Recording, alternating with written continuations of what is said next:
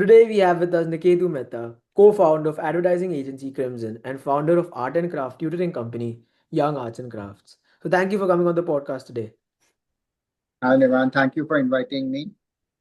Yeah, so can you tell us a bit about yourself, what you do in Crimson and Young Arts and Crafts? Hi. So basically, let me start with Young Art. Young Art, I train students starting from age 2.5. I teach them art and craft till the age of 18. I've been teaching them. And we do different forms of art, telling them that art is a therapeutic and art is also the way you can use your creativity, enhance it in different field of industry like fashion industry, textile, architect, interior, any field we need a designer to make things look better. And I'm also a partner in Crimson, where we do from wedding card to logo designing to branding to packaging, all kind of gift solution, and that's it. Awesome. So let's start with the most cliche question of all time. How did you start or how did you begin your business? Crimson to be specific. So Crimson started in 2005, where I was looking for a partner. The reason for looking for a partner was I never wanted to stop my hobby to teach art to all the students. So I was looking for a partner who can look after the business once I'm with the art workshop or in art classes.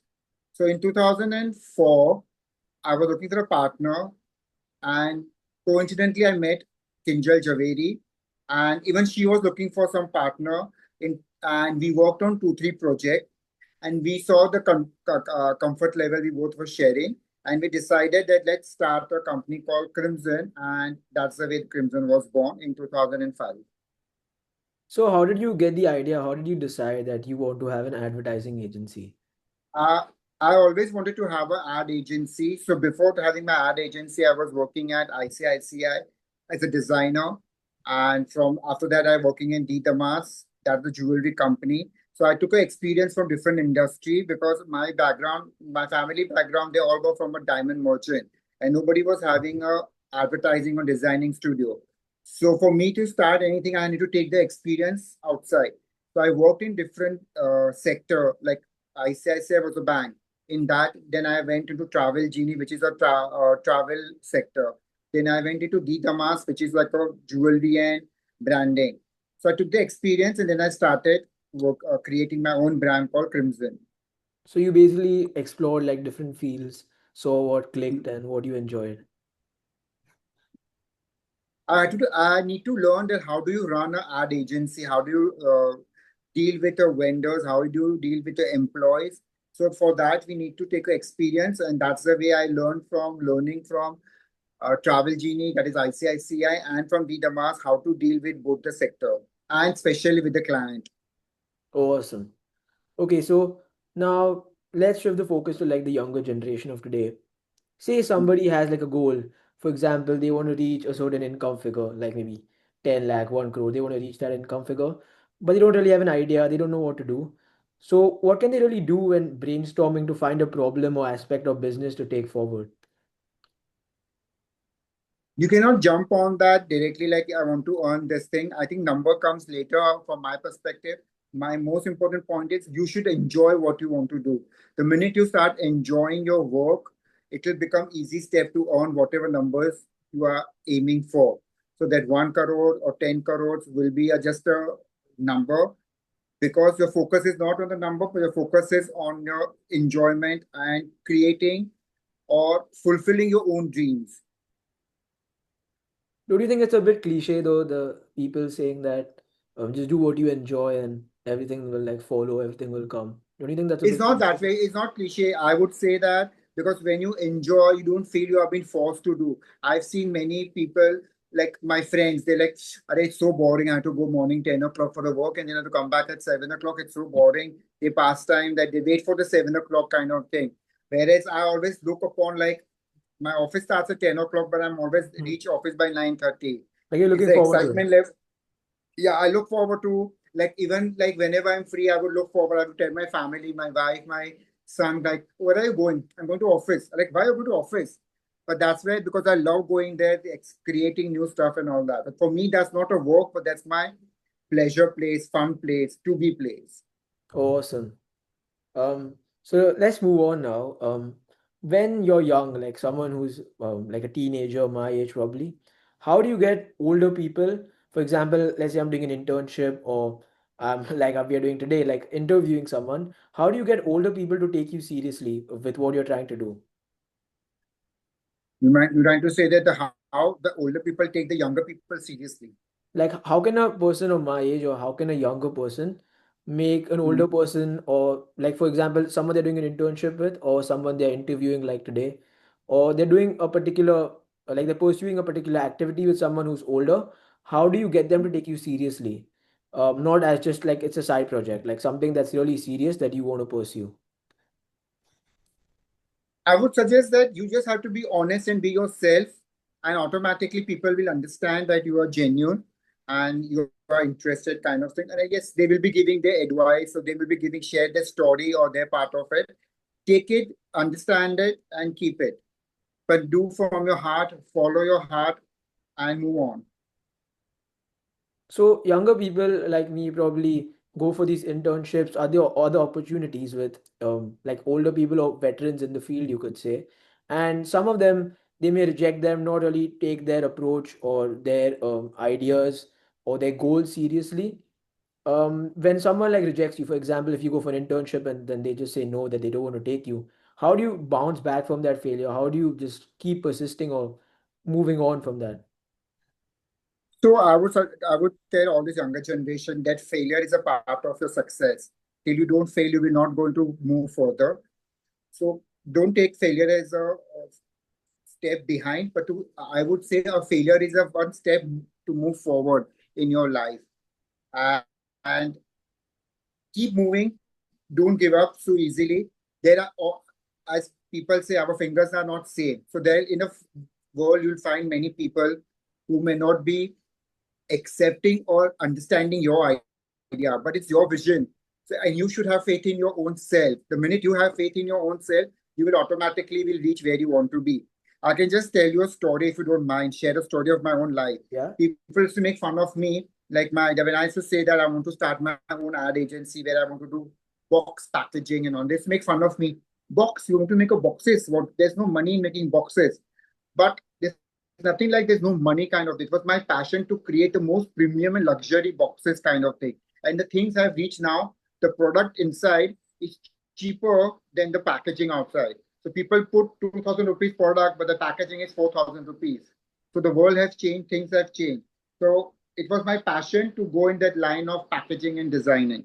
It was my love for paper, printing, designing, which has made me reach where I am today. So just keep pushing and just continue having that self belief, right? Yes, because many times people will keep you will keep disappointing you. People will keep telling you this is not what you have to do, kind of thing. But you have to Just listen to shutting your you or own pushing heart you and down. follow your own dreams.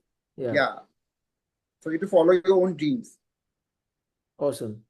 So now moving on, is having a job, I think you touched on this slightly before, but is having a job Yeah. before starting your own business helpful? And would you recommend teenagers to take up jobs before starting their own businesses? I would highly, highly, highly recommend every teenagers to. I keep telling my son also, everyone that you must take a experience in any field. You should take a job. You should because when you take a job, you are under someone. You will understand how does it works and how do you have to deal with your fellow workers. How do you work with your seniors? How do you to work with your staff? It will help you a lot. Different people from the vendors to the client, you to deal with everybody, and that is where you will learn the skill, a skill of teamwork, a skill of learning and talking with each other, a skill of behavior, a discipline. Lots of things you will learn because you are doing a job. Like That's communicating with and my handling idea. different people, right? Yeah, the communication Yeah, and many other things will be helpful when you are doing a job. yeah, awesome. So now many teenage entrepreneurs, there's like this new trend where teenagers just want to go for entrepreneurship. They go solo at first, but before scaling to a team. So do you think that hiring employees and experts early helps firms scale quickly, or Is it just like does it just serve like an unnecessary cost before a business is fully or properly established? So yours very, I would like to tell you that I used to always have this concept of doing everything by myself Hmm. and never have any employee or any helper in an office. But then I learned in a harder way, you cannot be everywhere and you cannot do everything. You have to divide your work, you have to divide your responsibility, you have to divide. And if you want to grow, you have to hire people so you can grow because every individual has their own talent, they have their own vision. So till you don't, yes, so reach a point where you can afford them and start hiring people step by step so that you you can start exploring other stuff also, or you'll be end up doing everything by yourself only and you will never grow in life. But So if what you about want to grow in yeah? life, you have to divide the work and keep hiring people. You cannot do everything. Hmm. What about someone like me though? Someone who's like a perfectionist who wants like everything to go right. Um, for someone like them who just wants every piece of the business to be perfect or complete, how does someone like them look at this viewpoint of hiring other people or employing other workers? So the people who are OCD, who are too much into particular, too much into finishing or other part, like how you are saying you are very particular about that. So if you are hiring, two things. First, start training your staff. Eventually, they will also will learn, and it will take a time. It's a process where you have to take time and teach them to reach that level. Second, you have to also let go few things. You cannot expect a person to just learn overnight. Yeah. So it's a midway point where you come halfway, even he comes halfway, or she also comes halfway, where you start. So it's a process where you start training Hmm. your staff, Yeah. and then you have to accept because, as I say, you cannot do everything. You can't do everything from your marketing to your accounts to your designing to client servicing. Everything you cannot do. You need to have a team. So eventually, if you want to grow, you need to have and start giving responsibility to others Yeah. and give them perks and give them Yeah. chance to prove themselves also. How you can decide whether they are particular or not. Yeah. Maybe they are more particular than you also, which you know might not be knowing. Yeah, basically like specialization. Like you focus on one aspect of the business, specialize at it, become the best Yes, at it. and if they make mistake, teach them, learn them, explain your vision. That's the most important part. I keep telling. It's your company, it's your vision. The minute you start sharing your vision with your employee, they will understand. Oh, this is what he's looking for. So even they will have the same On vision the kind same of thing. wavelength, basically. Yeah. Same wavelength, yeah. Because if you don't have your vision, if they don't know where you want to reach, they will just blindly follow you, kind of thing. Hmm. Audio Jungle. What do you look at, or what do you look like what do you look at when you're hiring employees, and what should others keep in mind when building a team? For me, when I seeing a person, I Yeah. hardly see their academic records and all that because Hmm. my company we are more focused on the creative and designing part of it. Yeah. So our focus is more on the creative part, where how creative. For me, the honesty is very important part of the aspect to be honest. And that's the only thing I look into the client or to the employee who comes for the interview, how honest he or she is when they're coming for interview. That's it. You automatically get the vibe from the person Get an that how idea. honest Yeah. you get an idea. And I also wanted to ask, what are your thoughts on hiring like friends or family members like in your business? Like, is it a perk because you can trust them, or is it kind of a disadvantage because you all may quarrel a lot? It may not be really serious or something like that. Uh, I don't believe in hiring any friends or Hmm. relative in my organization. I try to keep my work and my business is business and relation is relation. I Yeah, try to keep both separately. So I don't want to mix both the emotion together. got it. I can be helpful to them personally, but not as a part of my organization. Understood. So now moving on to an aspect of business that many people may not really focus or talk about. Like you grow, you become a big business, great, like amazing. But obviously you want to keep growing, you don't want to be stagnant, but you also don't want to risk all your assets, everything you've earned, your finances. So what kind of investments or methods can help a business grow while keeping sort of a safety buffer in case something goes wrong or sales fall? So we do have the first, we try to make sure that we come up with a new design and new concept every year. We don't follow, we don't repeat as Crimson does as a USP where we don't repeat any of our designs. So that's one of the very important aspect where we don't repeat. So whenever anybody comes to our studio, they see everything is a new variety only. There is no repetition. Also, we do keep as a backup funds because there will be some time it happens where the COVID happens or something happens and suddenly there's no work, there's nothing. And how do you sustain a business? So we do keep some funds on a side where we use those funds in a emergency situation by helping the vendors, by helping certain people so that they can be helpful. And it's a barter system where they Hmm. can be helpful when we need a situation where we need something from them. Understood.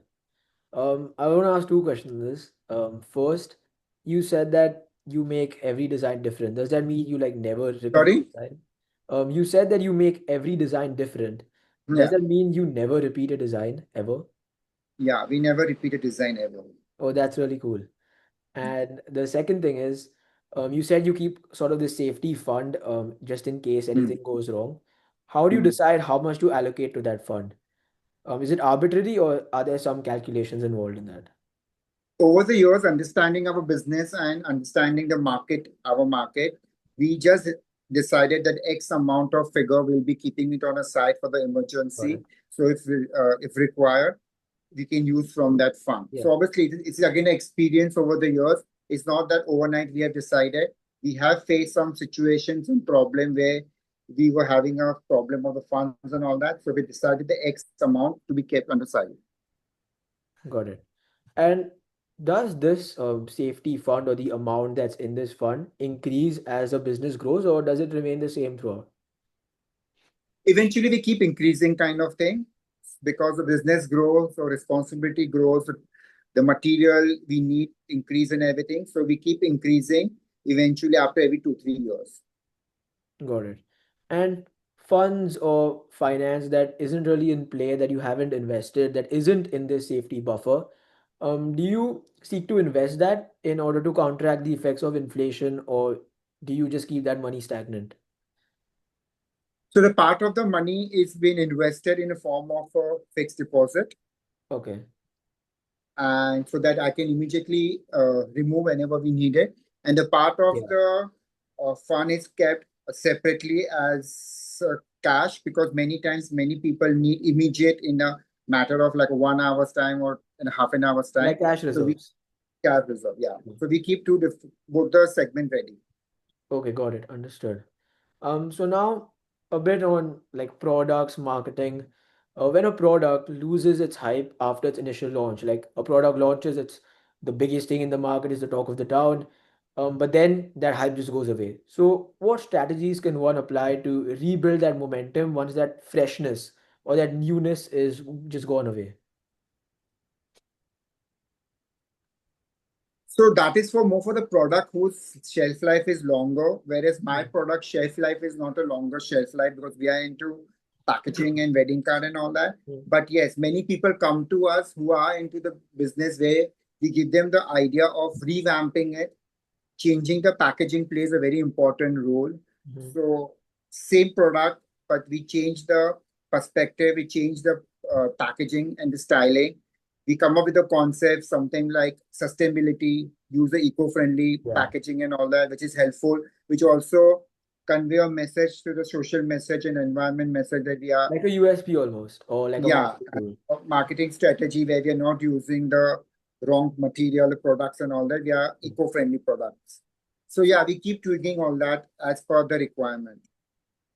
So you basically like just give it a new spin, like new packaging, a Yeah, new message, like a new motto, slogan, but yeah, it's just the same product, like no R&D yeah, needed.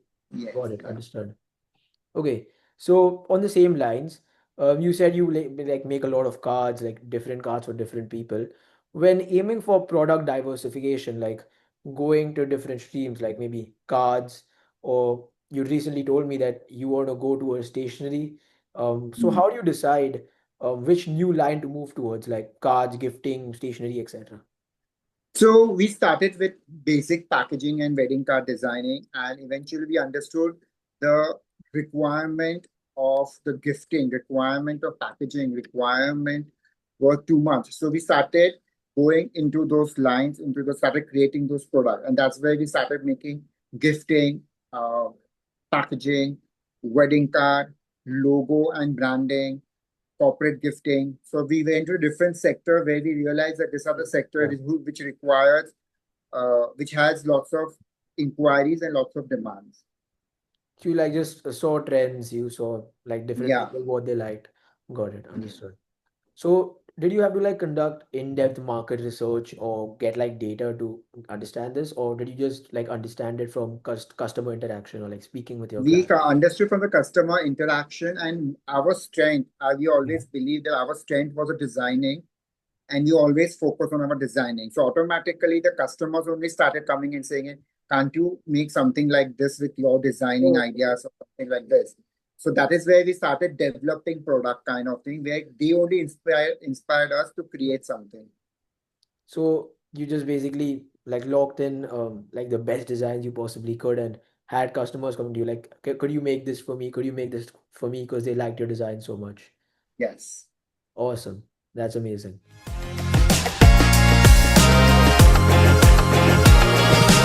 Audio Jungle.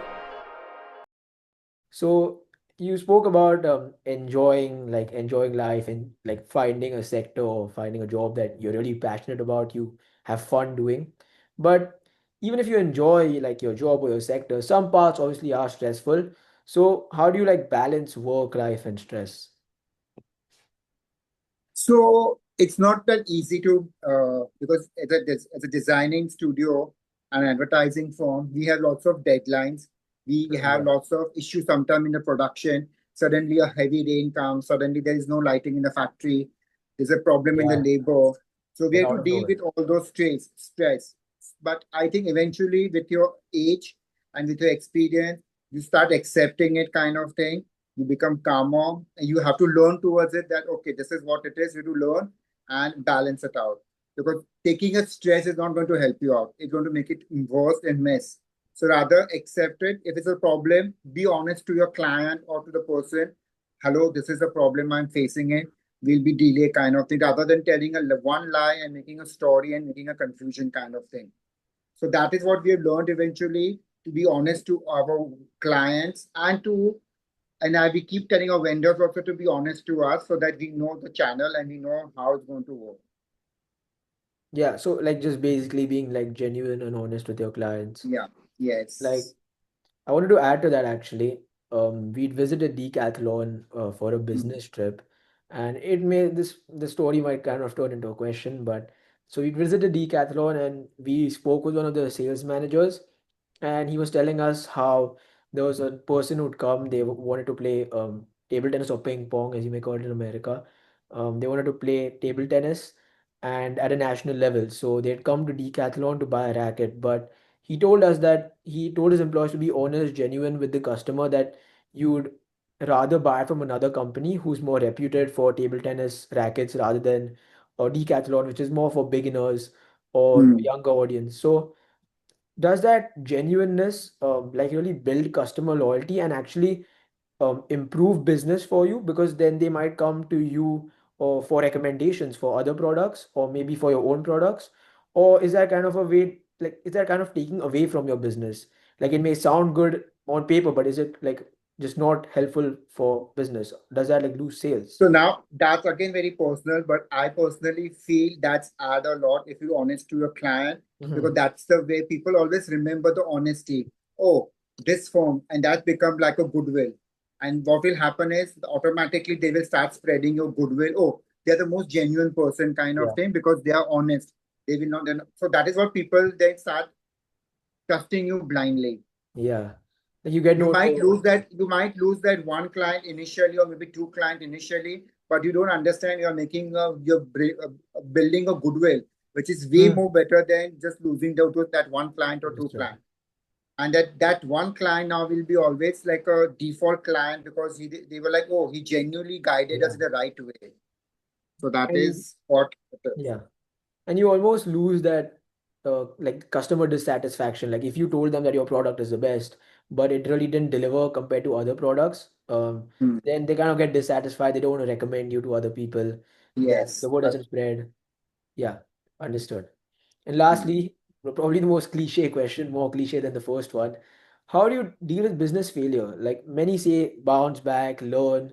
But after the primary project fails, after your initial launch, like it fails, how do you approach it at first? And like what mentality do you adopt for the challenge ahead? I agree that everybody says like, oh, you have to be happy, you have to be positive, you have to bounce back. It's not easy. It's very, very difficult. As 20 years back when we also started our company, it was not easy. There were many hiccups, there were many hurdles, there were many problems, and we were like, what are we supposed to do? But I think with a positive attitude and little trust in yourself and trust in God will help you to move ahead, move ahead, and move ahead. The doors will open for you also one day. And keep working hard, keep working hard. Don't give up. If it's your dream, it will be fulfilled. Awesome. Can you throw some light or can you explain some of the failures that you experienced or you had in the earlier stages of your business, of course? And how did you bounce back and how did you tackle these failures? So one of the example I can say that when we started our concept of a wedding card, that was our Yeah. USP of creating a wedding invitation. There was already a market for the wedding That invitation, was like your main but it product. was, yeah, there was a Yeah. huge market for the wedding industry or wedding card industry where they used to make a lakh quantities or 10,000 pieces Okay. of wedding invitation. So for example, if somebody is getting married, they can just pick up the same card, and the same card is everybody in the Bombay is having a similar card only because it's a printed in quantity. So Like obviously the generic rate was design. so the automatic the rate was also cheaper, but there were only few players who were doing a designer card, and those designer cards were very expensive. There Hmm. were few players in the market. Now, when we entered, we had no samples to show them. How do they believe that we are designer people, that we are going to the one who's going? And then we realized that we were not getting orders. When people used to come to our studio, there were no samples for them to see. It was just a verbally that we were telling them that listen, we can create this, we will be doing this, but what? How? How did you have a trust kind of thing that oh, will you be able to manage the production? Will you be manage the to fit in the costing? Will it be manage the quality? So where we were having lots of hurdles and problems, where we pop in one idea where we started telling the customer two things. Crimson will never repeat the design. Hmm. Rather, it's very easy to repeat a design because once the design is done, I can make multiple copy and I can Yeah. make more money. Yeah, I love But that idea. no, yeah. So that we first thing we started doing that. Second, we started telling each customer who's to come to office that listen, we'll present you with two samples. We'll create a two design as per your requirement, as per your budget. Yeah. Plus, one more will be from the Crimson. What Crimson thing you should do out of the box, Hmm. and that is where we started presenting them, and they were very excited because they were excited to see the three new design coming on the Hmm. table, which nobody was offering at those point of time. So eventually, my answer to your question is that you have to come up with the idea because it's your baby, it's your product.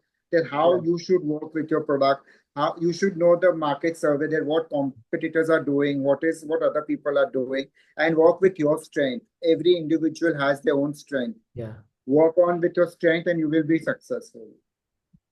You said something in the beginning, like when you were answering the question about like trying to make like luxury products, but then consumers being thrown off by the lack of samples, the quality, like they thought that you wouldn't have the quality.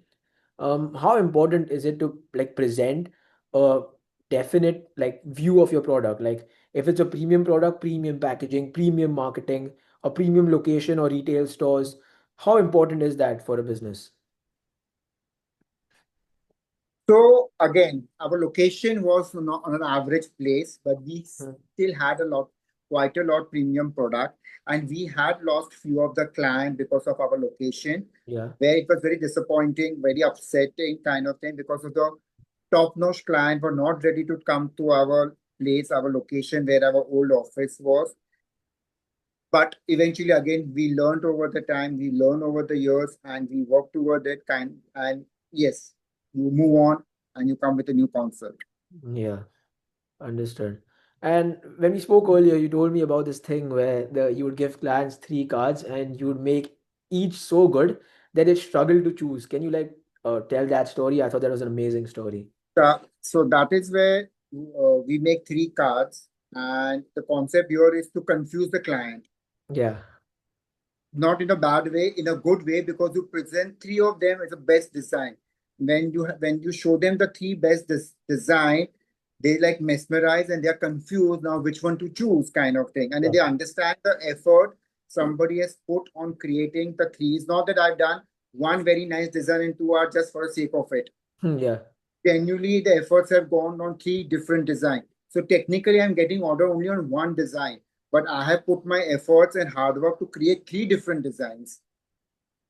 Yeah. And that automatically makes the client like you even more. Yeah, so More and more automatically value. you win the 50% of the client's heart by they understand, oh wow, this people have put heart for my son's or my daughter's wedding. Hmm. And that is why it becomes emotional for them also. That is not that they are commercial, but they are, because wedding industry is not only commercial, it's also emotional, Yeah. because the parents who have raised their children for 20, 25 years, they're making them getting married. It's a very emotional stage of their life. They are the one who's spending the money, so you have to understand the emotions also. And I always believe a customer, you should understand the customer's emotion. Everything is not commercialization. Yeah. Once you understand the emotion, you can immediately you can do the commercialization later. Hmm. Awesome.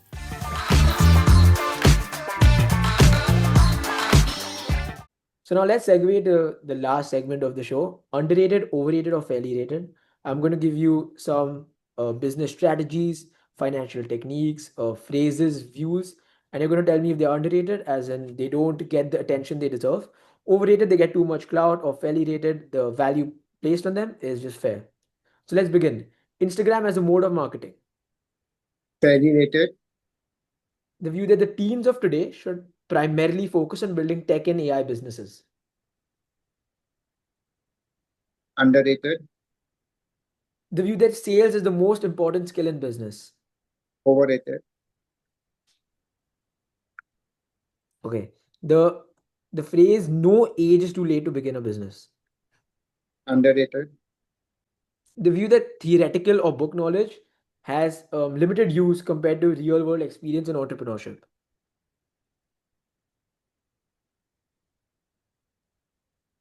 fairly rated, The phrase, and I know you love this phrase, your network is your net worth. underrated, Last two, e-commerce and web development are crucial for business growth. uh, fairly rated, And lastly, the internet, ironically, obviously, this is the internet as a medium to learn about entrepreneurship. overrated. Thank you. So, is there anything you'd like to add before we conclude the podcast? No, nothing. You can ask me anything if you want to. I think that'll be about it. So, thank you so much for coming on the show. Thank you for doing this, giving some nice or the beautiful insights that the people of my generation or teenagers can look to implement and just go forward in entrepreneurship if they want to be entrepreneurs with. Pleasure, my pleasure. Thank you so much. Thank you.